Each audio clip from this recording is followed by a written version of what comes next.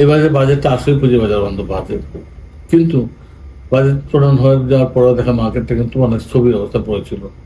তার কারণ কি? এখন আমাদের দেখতে হবে আমাদের বাজেটটা ইম্পর্টেন্ট নাকি কনফিডেন্সটা ইম্পর্টেন্ট। পুঁজিবাজারের জন্য কনফিডেন্স হচ্ছে নাম্বার ওয়ান, সবচেয়ে বেশি দরকার। কনফিডেন্স যদি না থাকে, পুঁজিবাজারকে হাজার ভালো কিছু দিলেও মানুষজন এগিয়ে আসবে না। মানুষকে আস্থার জায়গাটা তৈরি করে দিতে হবে, এবং তৈরি করার জন্য কারা দায়ী? সিকিউরিটি কমিশন দায়ী, ইন্টারমিডিয়েট বডি যারা তারা দেয়, এবং মার্কেটের ডে টু ডে যারা ট্রেড করে তারা দেয়। এই পুঁজিবাজারকে যদি এই আস্থার জায়গাটা তৈরি করে দেওয়া হয়, তাহলে মার্কেট পড়ে যাওয়ার বা মার্কেট খারাপ হওয়ার কোনো কারণ নাই। অতএব এক্ষেত্রে আমি বিশ্বাস করি এই যে বাজেট যে প্রস্তাবনাগুলো দেওয়া হয়েছে, এটা বাস্তবায়ন হলে পুঁজিবাজারের জন্য অত্যন্ত ইফেক্টিভ একটা ফল বয়ে নিয়ে আসবে।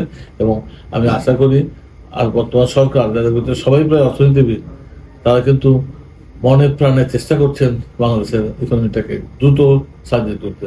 অনেক ক্ষয় হয়ে গেছে আমাদের, অনেক ক্ষতি হয়েছে আমাদের, সন্দেহ নাই, আমরা নিজেরা জানি। এটা বলার অপেক্ষা রাখে না। এটা যেন ভালো হয় সেজন্য সরকারের সাথে সাথে আমরা খুব আশাবাদী।